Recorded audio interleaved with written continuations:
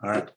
Hello, everyone. My name is Chris Marsh. I am a senior solution engineer with Esri. I've been working there for the last couple of years. Before that, I spent most of my time in state government, either working for Fish and Wildlife agencies, and I spent 3 years being the state GIS coordinator in South Dakota before moving out here to Washington. So today, we're going to talk about Experience Builder. And this is kind of one of my new favorite applications to work with. So this is sort of the agenda. We're going to talk about sort of the design. We'll go over some demo kind of examples of some sites. I'll kind of talk a little bit about, some other information. And then we'll go into actually demonstrating Experience Builder and sort of, how the whole thing works. And then we'll save some time at the end for some questions. So the design, we're going to look at what Experience Builder is, what are sort of, Esri's design goals, what are some of the key features, and then sort of where and who is going to use it. So Experience Builder is, an application allows you to build web apps for a lot of different devices.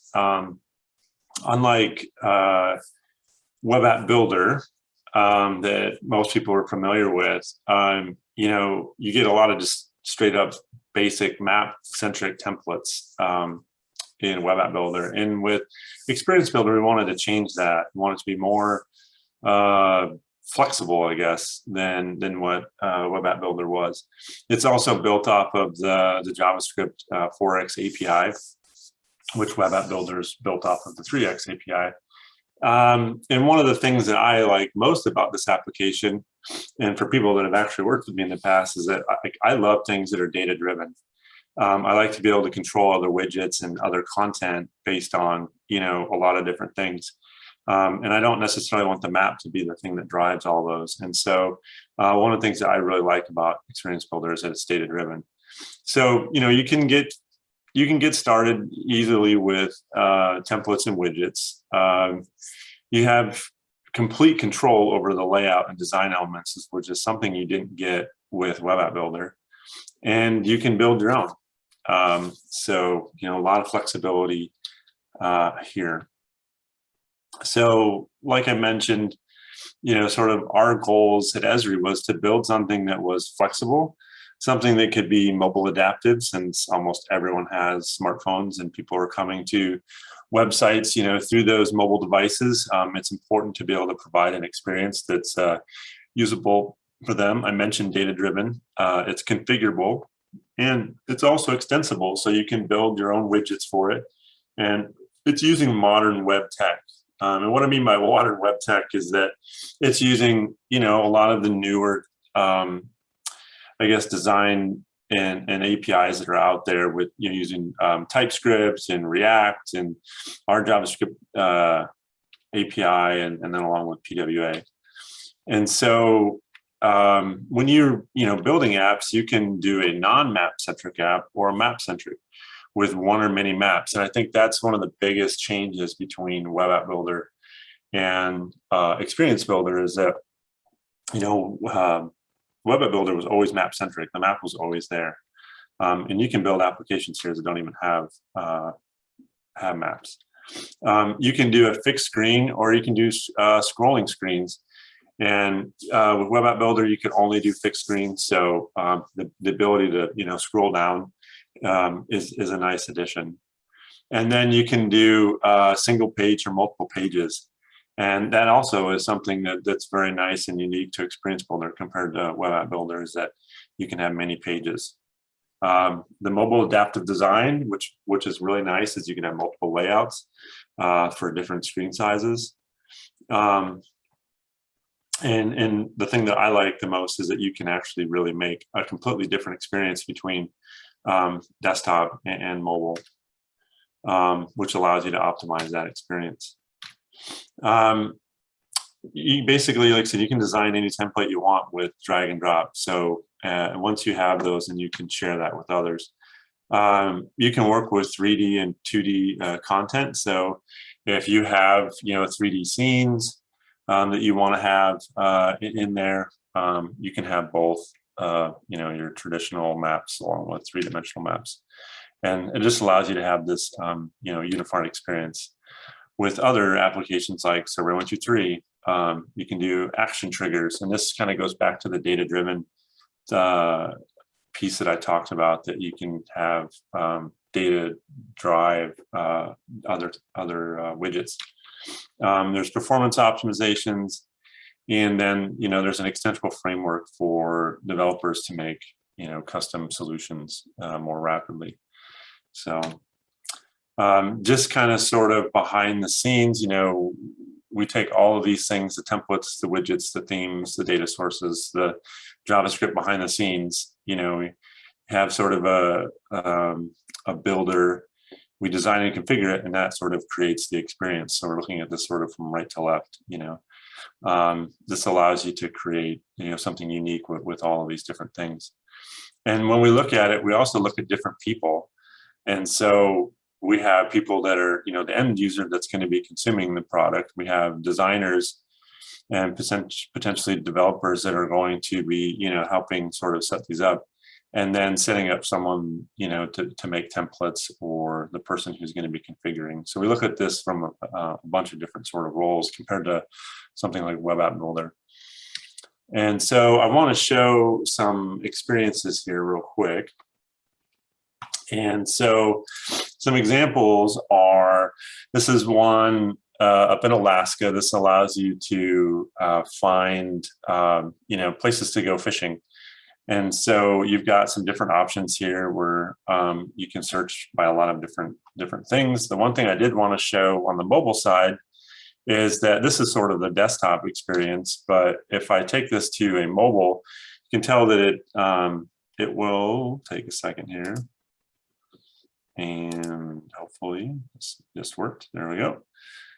It reloads based on a mobile device. And so you can see now I'm looking at this. If I was on like an iPhone, I'm able to sort of see what that experience is going to be like on a mobile device, as opposed to changing it over to a desktop experience where, the layout is much different. So it's stacked a lot of the widgets based on mobile.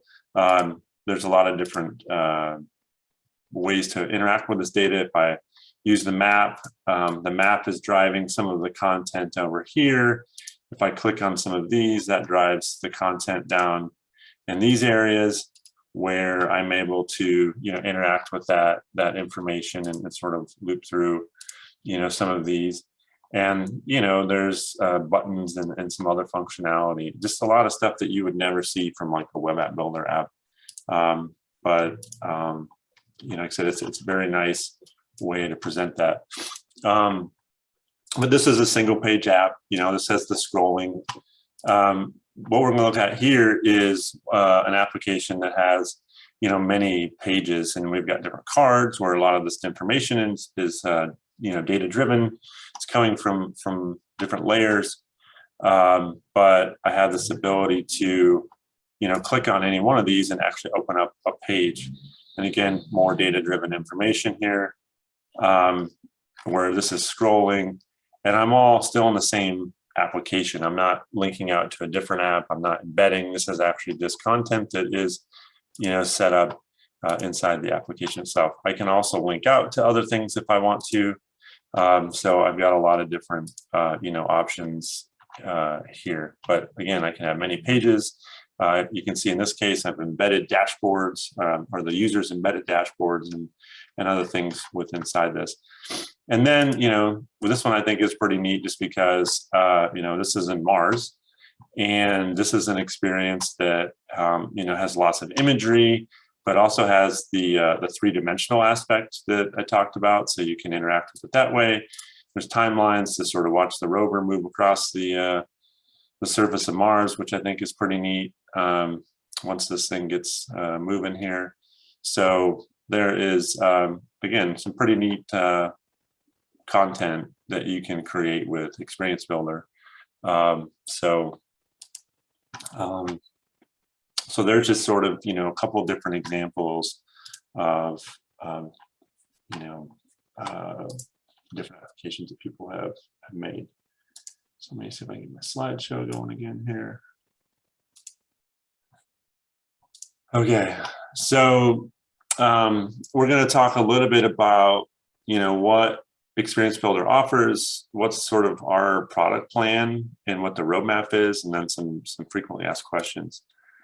So there's some different versions of Experience Builder. It's still fairly new. It's been out for not quite 2 full years yet. Next spring will be 2 years. But there's a version in ArcGIS Online.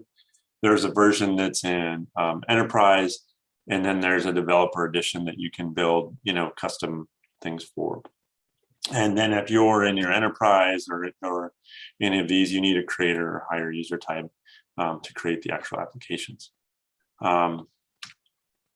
So these were sort of some of the widgets that were, when it was first released, things that were available to it. So filtering and text and sort of that fly controller that you saw in the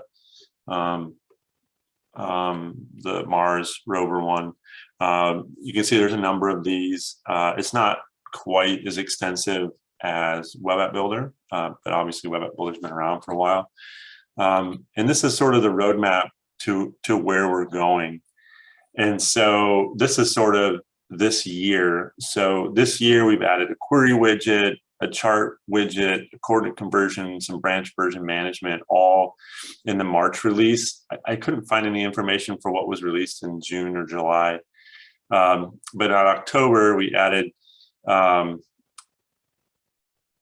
table widget, the search widget, oriented imagery widget, and then coming, hopefully in December, January timeframe, we'll get the print widget along with elevation profiles, some business analyst widgets, utility network tracing, the ability to have hosted widgets in the marketplace, and the service explorer. So that's sort of, and then everything in white is stuff that is, 2022 and beyond. So once we get past December, January timeframe, these other ones will be sort of on the list. And so what's nice is that about every quarter, there's new widgets added to ArcGIS Online.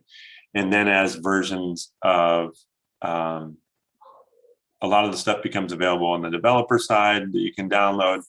And then, as newer versions of the ArcGIS Enterprise are issued, then, some of these widgets. So online is always going to have the most current. And, of course, things are subject to change as far as, what gets on the docket to get created. So one of the things that I want to show is sort of, how does the whole thing work? How do you make something new? And so one of the things that I wanted to show is that, when you're in your ArcGIS Online and you click on the Experience Builder button, this is where you're sort of brought to this, what experiences you have, and then templates that, you may own, which I don't have any, but if you want to create a new one, this is sort of what you're presented with. So you've got, just the default blank. So you want a blank full screen, you want a blank scrolling page. We'll start with those. But then there's a number of other widgets. So these first like 5 or 6 are very similar to the layouts that you would see with Web App Builder to sort of provide that same, look and feel, but more modern with the new APIs and stuff like that. And then there's a number of other widgets or layout templates that you can use, and you can see there's quite a few of these. So you have multiple pages, you've got different gallery ones, summaries. There's all kinds of stuff here that you can look at. And then, of course, you can go grab some from different places. So if you wanted to grab one from, the Living Atlas or within ArcGIS Online or within your own org, you'd be able to do that. So in this case, if I grab a blank one, I'm started out here with a blank canvas. There's no map. There's nothing in here. It's not like Web App Builder where you had a whole bunch of placeholders for widgets to go, and you sort of just place the ones. Here I have a blank canvas, and then I have my different widgets on the left-hand side. So I've got this ability to add these different widgets, and it's drag and drop. So I just click and grab the thing that I want, drag it over here. And then on my right-hand side, this is where I do all my configuring. So this is sort of my toolbar for my work. This is sort of on the right-hand side, this is my configuration of how I want things to work. On the left-hand side, besides the widgets, I have what pages. As I mentioned, there's multiple pages. You can just add more pages, and what do you want that template to be? And now I've got my multiple pages here. And then for each one of these, whenever it's highlighted, it's showing me what's in my outline. So I kind of sort of see all of my content that is in my experience. And then I have this ability to add data. And so if I want to add either layers or web maps or 3D maps with web scenes, I have this ability to connect to any of those things. And if I would go in here and configure my map and select a map anywhere, I get the same option to do that. So I'm able to go grab data as needed. And so now in my data, you can see I added, it tells me that it's a web map, and I can then configure what tools I want to have there. And then I've got different themes that I could use. So if I wanted a dark or something else, I have this ability to use these themes. And like I said, most of it is just very like I said, drag and drop the things that you need. So if I wanted a table, for instance, I could go in here and select a sheet. I can select data from a map, or I can go get new data. If I do from the map, you can see that it pulls in the information that I have there. I get kind of this tab, and then I can choose what fields that I want to show up in my table. So I have this different way of taking a look at these if I want. And then I can enable searching, and what fields would I like to be able to search, that kind of stuff. So there's a lot of different things I can configure within that widget. And then I can add I mentioned sort of the data driven. I have this ability to add triggers. So I could, have it pan and zoom. I can add other triggers, if I want to have it flash, those types of things. And then when I want to see how this works, I can click on this, and hopefully I should probably have this select. There we go. Now let's go to zoom to. Yep. I'm not sure what it is. I don't see any points in the map right now, but that's where they should be. One of the things that's really nice is that you also have this ability to export data. If your data is set up for exporting, I can export the selected records, or I can export this data to a CSV or GeoJSON or JSON or other formats. So, here's one of those things that that I really like. So, again, it's very just drag and drop configure. And I want to just go and show sort of how some of the different things that you can do with these. And so these are ones that I've built over the last 6 months or so. And this one is using the embed widget with the table widget and the map. So very similar to what I was doing there, except for I have my imagery. I'm able to click on one of these and then get, what happened to the image? There we go. I'm able to, look at this in a 360 viewer and sort of see that particular image there. And again, I did this one before the oriented imagery widget came out, and so I had built one on my own using some custom code, and we'll sort of show how that works here in just a minute.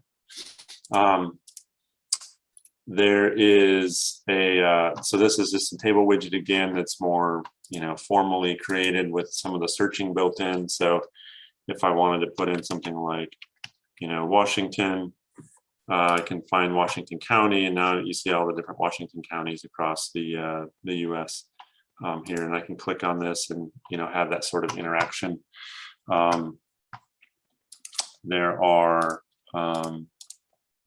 let's see, what did I want to show? Oh, I think I wanted to go back to here. And, you know, here's one where I've created a list widget. I've got some buttons and some things, and I just want to show different projects where they're at. So if I click on here, you know, it filters that out. If I zoom out, the list will update with the content that's in there. And I can sort of drive that, but I have this nice way of looking with that data. And again, data driven, where I can have these, you know, have certain things work the way that I want. This is probably one of the most complex ones that I've built. We'll take a look at it here, where, you know, I've got an embedded dashboard from content. I've got some custom code that has some charts in here and some tables. I've embedded a Twitter feed so that I can, you know, show what's going on with the agency, and then some other custom code that I've got set up for, you know, tables that take up a lot less room than the table widget, and then this ability to, you know, push things around. And so I wanted to show sort of how, you know, some of that stuff can work. And so we'll go back to a new one here, and the embed widget is one of the ones that I like a lot right now, because there's a lot of custom things that you can do with it. But in this case, I'm going to go grab the embed. Where'd you go? They're all in different places.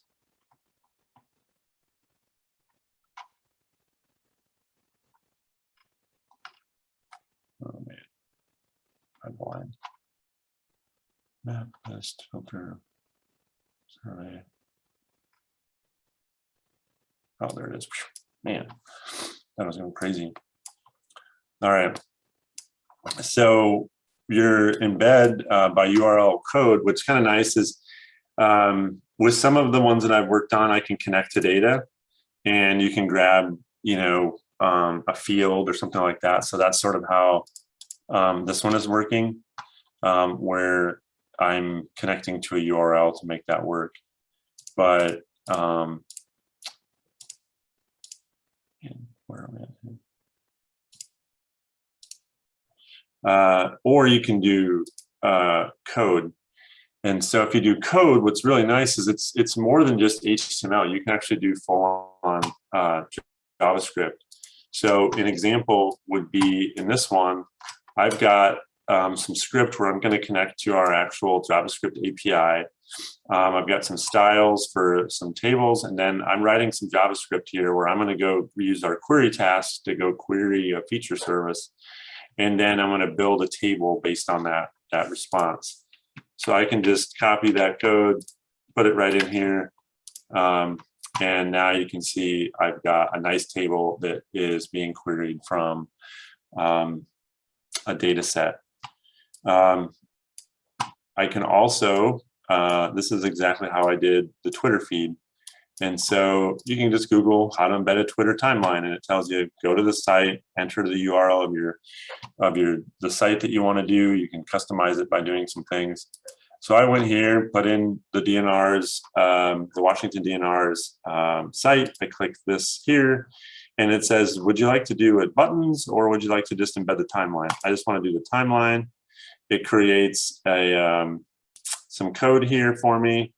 I can set the customization option. So if I wanted to say, what language do I want to do this, or do I want it to be light or dark? So you can see the different themes. I chose dark, I hit update, and it creates the code for me. I can just copy that code. Then I go back to my experience, go to my code, paste that in there, and now you can see it's went out to the Twitter's JavaScript API, and then set up a class for me to do that. And so now if I let's save this and play it real quick, it's going to go query that, and then I've got a Twitter feed that's embedded inside of my application. So you can see that the ability to do some custom code in there is really nice to give you some options to build some pretty nice applications. So let me go back here to my presentation. So there is a gallery out there that has a number of different sites out there. So some of the first ones that I showed are on that site. So like the Oregon Disaster Response, some of those other ones are all built with Experience Builder, and you can find them here. So it's a good place to sort of see the different types of applications that people are building. And so one of the big questions that we get is, well, what about Web App Builder? And so right now, these products exist in parallel, and there's not a plan to replace Web App Builder with Experience Builder with ArcGIS Online. So, but really, what's going to determine that is our JavaScript 3 API and our ArcGIS Enterprise, like how long those things will be sort of supported. So, but right now there's no plan for it to be deprecated. So one of the things that we get asked a lot is, hey, can we transfer, an application that we built in Web App Builder over to Experience Builder? And basically, the answer is no, because you need to reconfigure them or rewrite custom widgets. Because the biggest thing is that the JavaScript API behind the scenes between the two is very different. And so the way that it works, it's just not, there's no easy button for that. And so then the next question, with all the different widgets and stuff that I've shown, there are many more in Web App Builder, and sort of the question is, will Experience Builder reach functional parity with Web App Builder? Well, you can see we started out with a bunch of core ones. We have release, plans every quarter for different widgets that are popular. And when people ask for certain things, we just, we try to move those ones to the top. And so we're going to try and get there to at least most of the functional parity through a bunch of these different releases. And like I said, it's usually about every quarter that we get something new. And, some other questions are, what can only Experience Builder do then, and what can only Web App Builder do? Well, on the Experience Builder side, you have the flexible layouts, you've got the mobile adaptive design, the 2D and 3D, the action triggers. Those are some of the biggest features that you cannot do in Web App Builder. But Web App Builder has 70 plus widgets.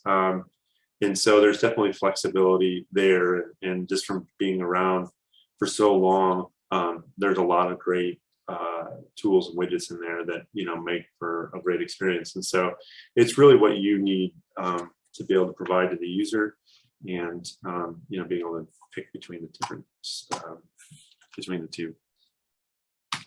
And so Web App Builder again Experience Builder is built with flexibility and performance, right? So hopefully people can see that Experience Builder enables you to sort of do better and do more, like especially on the mobile side. We see a lot of traffic that way, and that's one of the biggest takeaways that I have with this is just the flexibility. So with that, I'd be happy to take questions. I know it's a little early, but I'd like to be able to, if people have questions, if I need to show people how certain things work, I'd like to take that time now to sort of show how that goes. So Randy, if you want to open it up. Yeah, there's a couple questions that I see in Hoover right now, and I'll go to refresh and make sure I got the latest versions. The first one is from Kara Edler, and it's, is there a way to choose which photo attachment goes where in Experience Builder when you have a survey that has multiple questions that allow for image attachment? Oh, that's a good one. I actually don't have the answer to that. but that's something that we can chat back with people when we find out stuff. Correct? Yeah, you can jump into Whovitt and do that. Okay, awesome. So yeah, I'm not sure. I can definitely check. I'm not. I think it by default just takes the first photo that's in there. But yeah, so that's a good one. So I haven't had that. I haven't had that use case yet. But it's outside of the oriented imagery widgets. So. All right. The next one is excuse me, let me just start over. It's from Tyrone Ward. He said, "Is there a preferred browser for either the mobile or desktop experience?" No, I think any of the more modern browsers, right? So if you're using the new Edge or Chrome or Safari, all those are going to work fine with these, and you shouldn't have any issues with it. I tend, when I'm building mine, I tend to look at them in both Chrome and the new Edge, but without issue. But I can't say that I've, doing a ton on Safari outside of looking at them on like an iPad or an iPhone. But so far, I haven't had any issues one way or the other. Perfect. And the next one is, can the dashboard actually interact with other Experience Builder widgets? Right. Okay. So that's one of the ones where, depending on how you set things up, it can be one way. And how I'll explain that is that you can set up a dashboard to have URL parameters. So let me just show you that for a second, how that would work. So in dashboards, inside of a dashboard, you can set up URL parameters. So in this case, I have one where I created a parameter called UUID, and then I've got different project information here, right? And I say, how do these match? And then I can go back and sort of set up these configurations. And so then if I take this and put it in an experience, so let me add a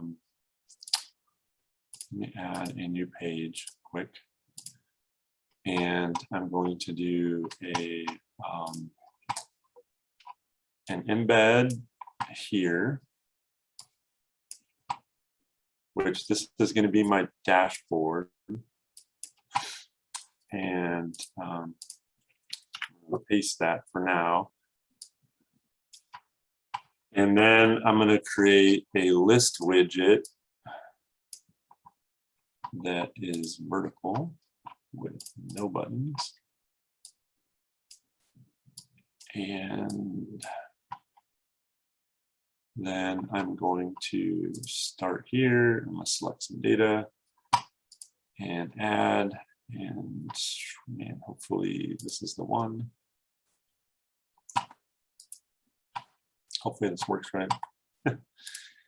And I believe this is the data I want.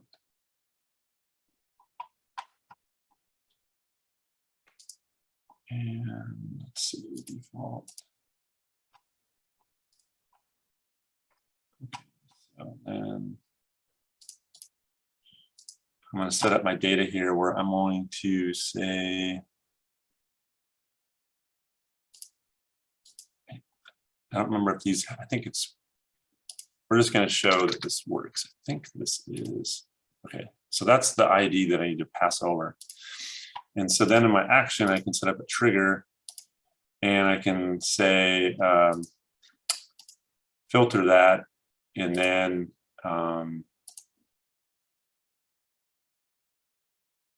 that should work there. So I'm just saying filter the records whenever it's selected. And then on this one, I'm going to connect to my data. and it's going to be the same record. And in this case, I'm going to put the same thing, and I have to do question mark UUID equals, and this is basically that URL parameter. So I'm saying you put a UUID, and then it's going to pass that around. Now, if this works on the fly like this, what should happen is when I do a live view and I click a record, it should filter that. No, did it not? No, bummer. It should filter it, and I gotta see what it's passing. Just gotta make sure that the data action. But there is a way to do that where you can just tell it like what data set to use. And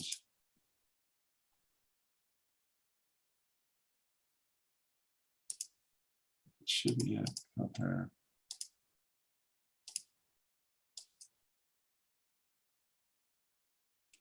Okay, let's just see if that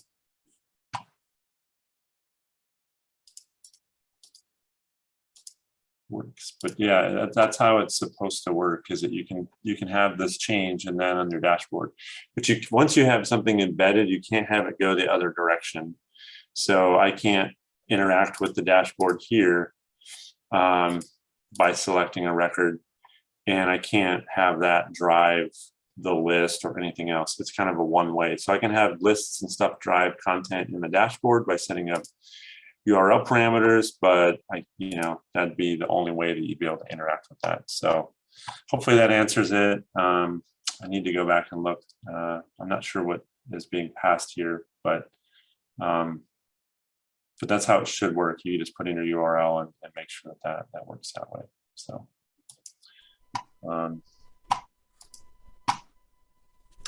All right. And our next question is from Bob Cisco. He asks, if we have a web host server, what's the best practice to host code like we can with Web App Builder, so our URLs and custom branding are not cryptic and long? Right. So it should be the same way. So when you build these using the developer edition, when you compile the code, you can just put it, if you're using something like IIS, you just put it as an application inside of your IIS server, by configuring it that way. So it creates, once you do the deploy through, I use Visual Studio Code, and when you compile that, it creates the code for you to just copy and host it either on the server or put it on a folder and refer to it that way. And then you can use the however you want your URLs to work. So.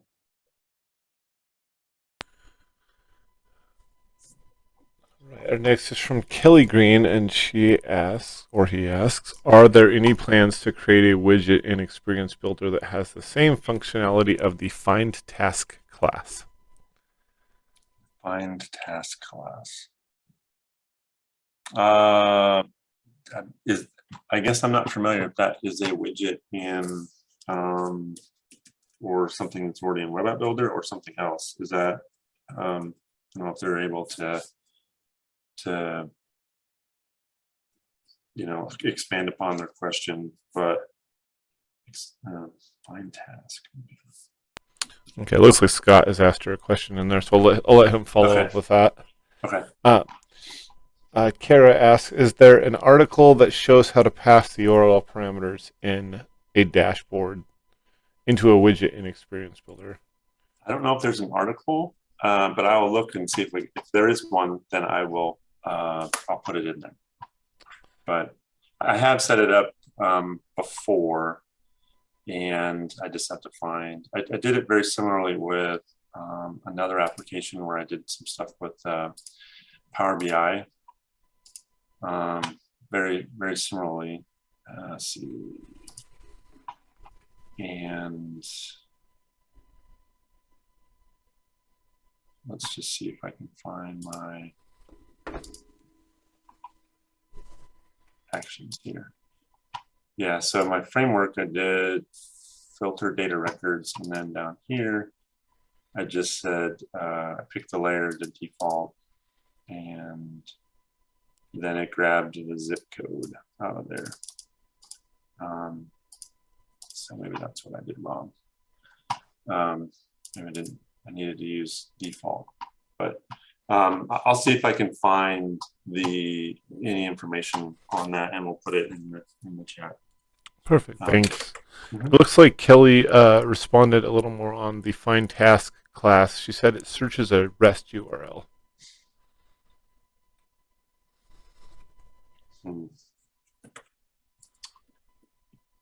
I'm not sure. I do know that and I'm not sure if this is the one. Let me just grab the search widget. Is that what we're sort of thinking of? Because that is a thing now. That one I think was just released. So you can add a search widget, and then you can add, different sources. So you could do a layer source and pick data, like zip code, for instance. Or it could be, anything else. And then once that is configured, then you can type, in there. But I should have added a different data set where you can, let me do that quick. Layer source, let's select data, we'll add a new one. Because you can set it up to look at different features so that you can query. So in this case, I would be able to grab like community names or something, or something else. And so I can remove the geocoding widget, and we'll save that. And then in my live view, when I type,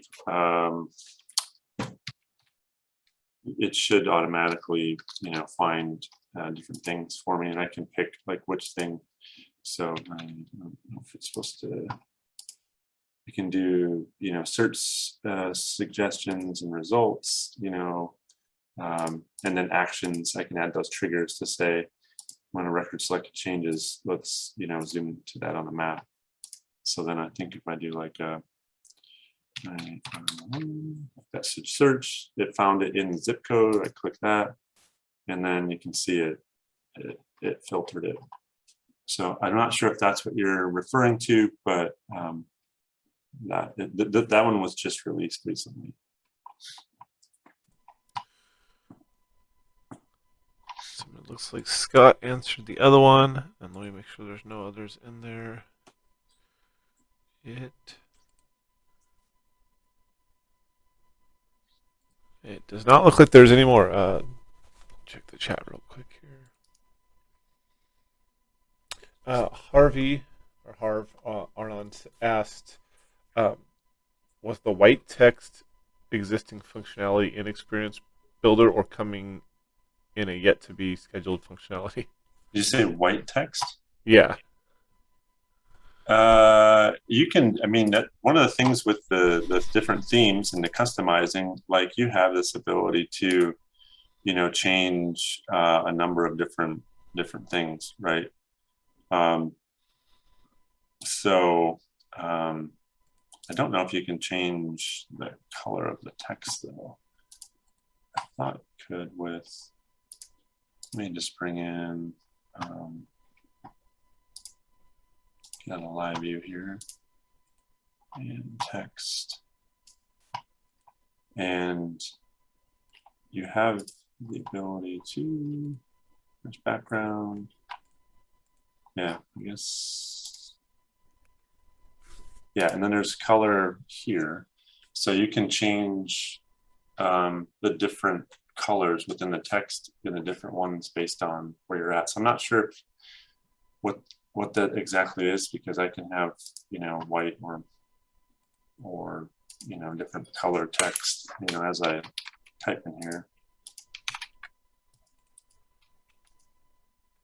So it sort of just depends on what I guess you're referring to. Okay, and then it looks like Scott's answered this, but I think people want you to answer it too. Innovate Incorporated has started making widgets for Experience Builder. Is there a place we should make those available for others to use or find? Right, and so I think that's where this is coming out on the roadmap. So this is looking at probably the December or January release. Is that you'd be able to put widgets probably in the marketplace, right? So if you wanted to push that out to someone where they could get it, that would be a place to have them. And in the marketplace they can be free, or there can be costs associated with that, but depending on what their model is for it. But right now, if you're using the developer version, we have a lot of different ones that we have on GitHub that you can download, like ones that aren't in here. So you can download them and use those in the developer version. But all right.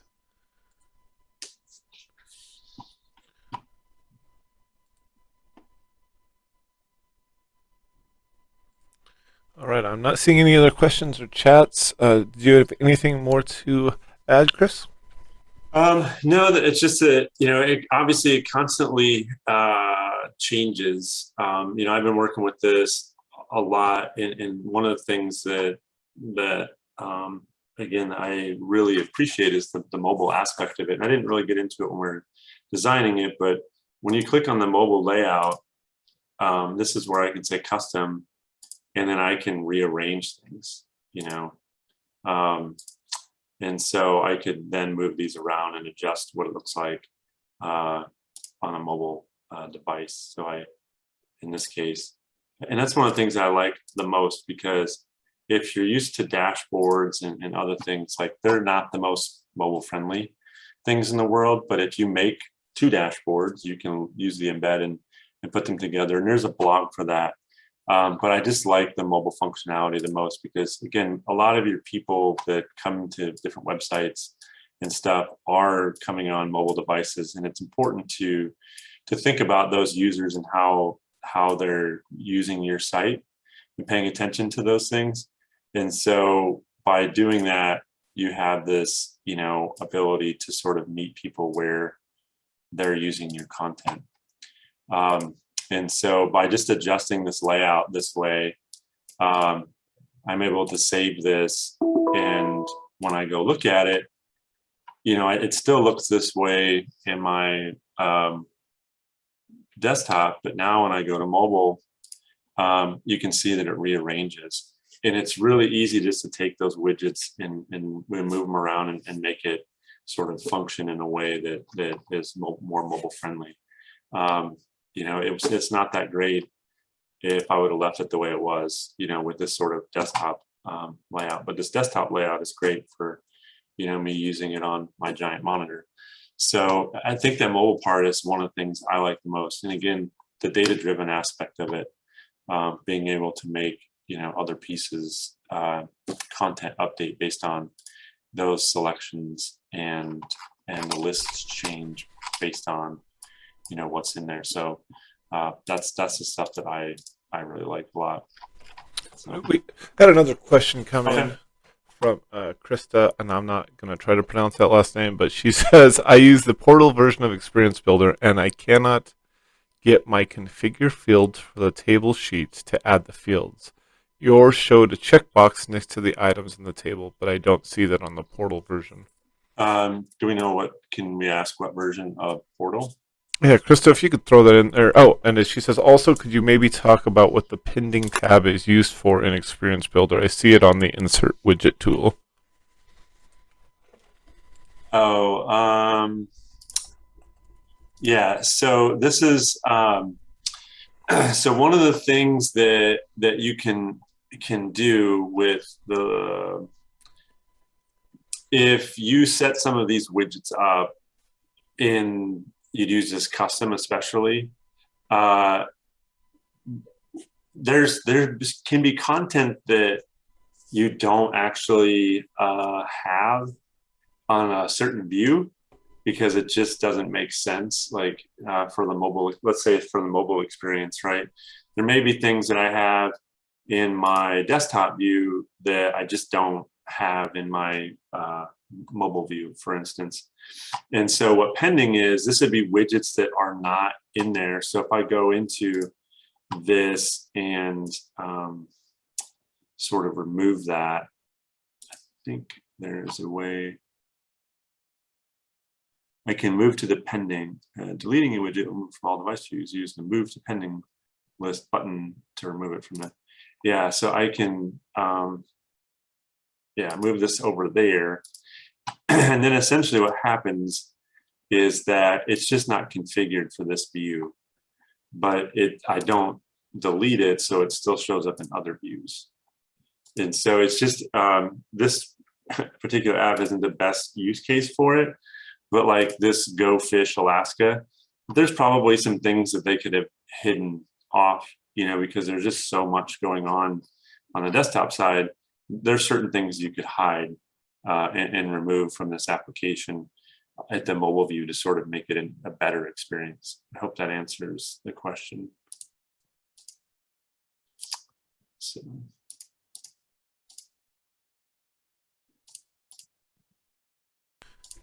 All right, with that, I think, or that's a good place to leave off. Correct me if I'm wrong, Chris, but you and Scott are both around for the rest of the conference, and I'm sure are able to be asked more questions. Oh, yes, for sure. So, well, thank you very much, Chris. It was a great presentation today. Yeah, thanks everyone for joining. Appreciate it. Right, and I just want to give a quick encouragement to join us in the speed networking session that's coming up at 3:30 in just 8 minutes here. Just go back to the agenda, and it's all within the Whova app. So hope to see you guys there. Bye-bye.